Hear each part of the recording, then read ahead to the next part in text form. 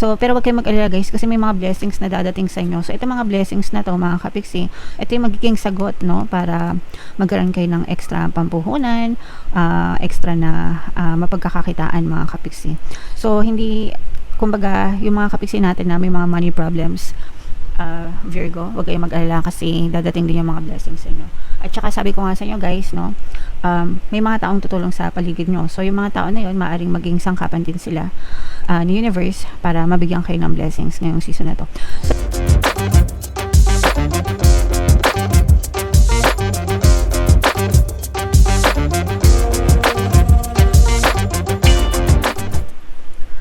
Hello guys, hello Virgo, welcome back to Pinoy Pixie Tarot. Ang pamagat ng episode natin for tonight is full moon kapalaran para ngayong December to January mga kapixie para sa para sa Virgo, Sun, Moon, Rising Sign and Venus.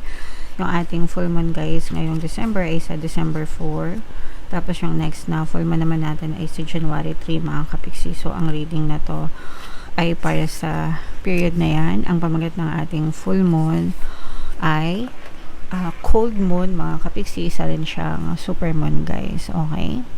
So ito yung moon message para sa inyo. Conclusions are within reach. Ibig sabihin nito guys, masosolve na yung mga problema nyo, matatapos na, magkakaroon na ng conclusion, magkakaroon na ng closure mga kapiksi, kung ano man yung mga pinagdadaanan nyo guys sa buhay. Okay, so makahinga na kayo ng maluwag guys.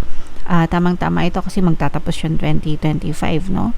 So isarado na yung mga dapat isara ngayon 2025, putulin, magkaroon ng closure para pagpasok ng 2026 panibago simula kayo, Virgo. Okay, attune to the moon, that which is meant for me will not pass me by. Pag para sa'yo mga kapiksi, okay? And kung gusto mo talaga siya maging sa'yo, make it happen guys, no? Make it happen. Claim mo, diba? Kaya nga palagi ko sinasabi sa inyo, claim nyo, i-mine nyo sa comment section. Huwag nyong pakawalan, especially kung mga positive energies. Anong kailangan nyong gawin bukod sa pag-mine? You affirm, you focus on those positive energies mga kapiksi hanggang sa tuluyan nyo siyang ma-experience sa inyong physical reality. Hindi yan natatapos sa panonood lang ng video, hindi yan natatapos sa pagmamine-mine lang ng mga positive energies. Kailangan every single day nakatutok yung focus nyo sa mga positive intentions nyo and until you make it happen, until it's pushed out in your physical reality guys, okay?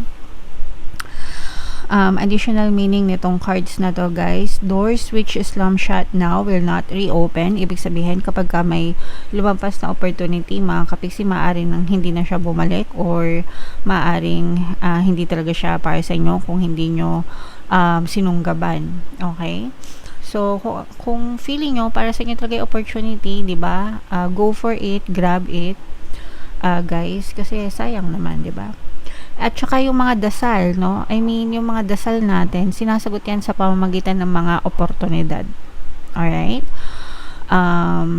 Yeah, so it's time for you to get back on track. Gising-gising, guys, no? Manghinayang kayo doon sa mga oras na nakalipas, di ba? Na nakatunganga lang tayo, walang nangyari sa buhay natin. So, gising-gising, kilos-kilos guys. Now, let's get back on track mga kapiksi. Forgiveness will set you free of karma. Especially guys, kung meron kayong mga kaaway and maraming negative na nangyayari sa buhay nyo, kailangan magkaroon ng forgiveness. Kailangan magpatawad. It's either kayo yung humingi ng tawad or sila yung mag-sorry sa inyo. Guys, kahit hindi sila mag-sorry guys, kung nandun kayo sa end na yon, dapat kayo yung nagpatawad ng kusa. Kahit na hindi nyo sila kaharap, no, just sa isip nyo, sa puso nyo, patawarin nyo sila para maputol yung mga karmic attachment guys. Meditation, pranayama, and yoga nidra are all recommended now. Kung gusto nyong kumalma yung inyong mga puso at isipan guys, makakatulong especially yung meditation mga kapiksi. Kapag nagme-meditate tayo, kumakalma yung nervous system natin, no? Yung momentum of thoughts. And kapag kalmado tayo, mas nakakapag-isip tayo ng malinaw, mas maganda, mas kaaya-aya yung ating buhay guys, okay? Seed control and let events unfold. Iwasan natin yung mga control issues, guys, kasi in reality, hindi naman talaga natin makakontrol yung mga bagay-bagay, yung mga sitwasyon, especially yung mga tao sa paligid natin, guys, okay? Alright. So, yeah. Comment down below, Virgo, if feeling nyo nakaresonate kayo dyan sa mga messages to yan, guys. So, hanapin natin yung energy ng Moon at saka yung energy ng Virgo. Habang sinashuffle ko to, guys, panoorin nyo muna yung video natin regarding sa ating paano mag-manifest ng abundance video course. Kapiksi, sawa ka na ba sa mga struggles at hirap sa buhay mo? Masipag ka ba at masikap sa buhay ngunit hindi ka pa rin umaasenso? Ilang beses ka na bang nag-attempt mag-negosyo at mag-invest pero palagi ka pa rin nalulugi? Sa pagkakataon na ito ay maaaring may subconscious beliefs ka na nagiging balakid sa iyong pag-unlad at pagyaman. Introducing, paano mag-manifest ng abundance video course. Dito ay matututunan mong ma-overcome ang mga balakid mo para tuluyan ka ng umunlad, umasenso, sumagana, maging matagumpay, successful at maswerte sa iyong kabuhayan, pera, trabaho, negosyo, salapi at kaperahan ng bonggang-bongga. Dali, mag-send na ng email sa pinoypixie@gmail.com at simulan na ang iyong pagyaman ngayon. Alright, sa lahat ng gusto mag-avail ng course, meron tayong paano mag-manifest ng abundance video course, paano mawala ang third party, at magkaroon ng harmonious na relationship, paano pabalikin si ex, si vice breakup. Sa mga interesado, guys, mag-send lang kayo ng email sa pinoypixie@gmail.com. And sa mga naghahanap ng pampaswerte na lucky charms or lucky bracelet, aventurine, tsaka citrine, yung recommended ko, mga kapixie, may makikita kayong mga link sa description box, guys.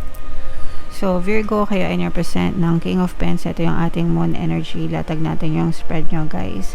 And by the way, no, sa mga, kung hindi nyo pa napapanood yung ating 2026 kapalaran, available na siya, guys. Punta lang kayo sa homepage natin, mga kapixie. So, eto, guys, ang daming dito, ang daming tao sa paligid nyo. Itong mga tao na to, guys, support system nyo ito. May presence ng air signs, Aquarius, Gemini, Libra, fire sign, Aries, Leo, Sagittarius, at saka earth sign, Capricorn, Taurus, Virgo. For some of you guys, parang meron kayong magiging magandang desisyon na magaganap sa mangyayari or gagawin nyo sa buhay nyo.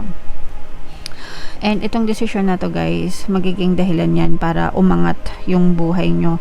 So ito, I'm sensing na this is brand new beginning para sa inyo. Especially, guys, kung may bala kayo na mag-abroad, lalo na next year, mga kapixie. Pagpasok ng 2026, siguro pagkatapos ng Pasko, pagkatapos ng holiday season, yung iba sa inyo may chance na matuloy kung meron kayong mga plano na mag-abroad talaga, or yeah, parang ipupush nyo na ito na matuloy. At saka sabi ko nga sa inyo, guys, maraming taong tutulong sa inyo. So, pwedeng bigyan kayo nito ng mga tulong financial, especially sa finances. Kasi, di ba, kapag nag-abroad, usually kailangan ng mga show money ba tawag doon, guys? Tsaka allowance, syempre, o kaya yung mga placement, no? Sorry, hindi kasi ako nag-abroad kaya hindi ko alam. Pero alam ko mga ganon, no, yung mga kailangan yung pera, guys, okay? So, para ma-push yung mga paglakad nyo, yung mga pag-abroad nyo, mga kapixie, may mga taong tutulong sa inyo, mga kamag-anak nyo siguro, mga kaibigan nyo na maaasahan, no? Pwede rin na mag-loan kayo, no? And yung mga loan na yun, parang babayaran nyo kapag kayo ay nakapagbiyahe na or nakaalis na, mga kapixie. Pero if ang choice nyo sa buhay is mag-abroad, mga ibang bansa, magtrabaho sa dayuhan na lugar para umangat ang buhay nyo, guys, mapupush yan, matutuloy yan. So, push nyo lang, mga kapixie. Okay? For some of you naman, guys, maaari magkaroon ng some kind of engagement, proposal, wedding proposal. So, maaari kayong makatanggap ng proposal. Yung iba, maaari magkaroon talaga ng wedding. So, sa mga nakaplano na yung wedding, guys, best wishes, congratulations sa inyo.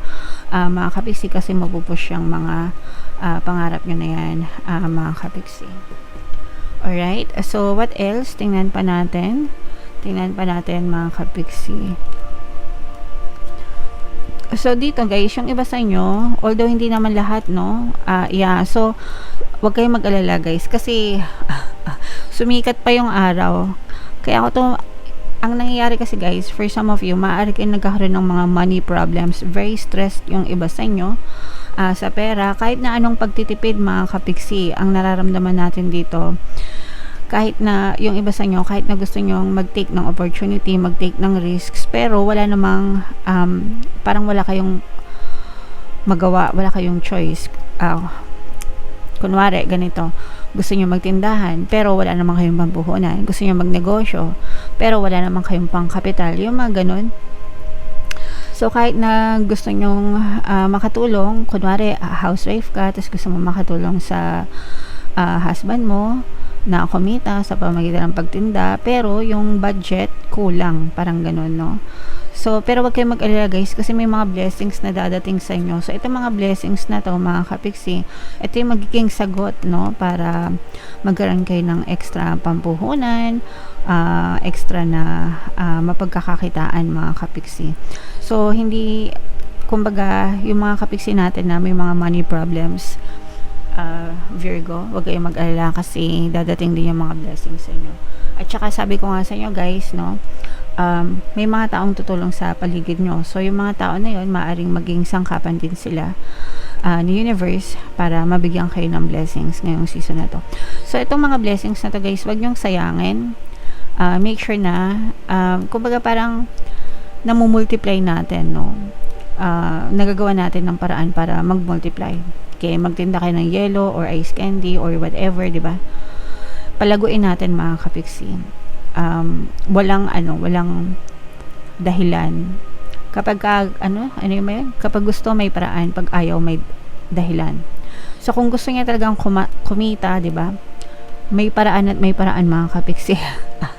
Tiyagaan lang guys, no? Tiyagaan lang para mas lalo pa kayong i-bless guys. And always appreciate all the blessings mga kapiksi, no matter how big, no matter how small. The more na ina-appreciate nyo mga blessings na meron kayo, the more na mas bubukas yung biyaya sa buhay nyo mga kapiksi. Okay? Alright. So, i-mind nyo itong mga blessings na to guys, dadating yan.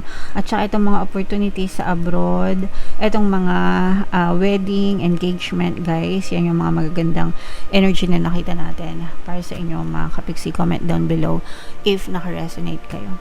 Ito yung ating 2026 kapalaran. Ito naman yung ating success stories ng paano mag-manifest ng abundance video course. Thank you for liking, sharing, and subscribing guys. See you next time. I love you all. Have a nice day. Bye-bye.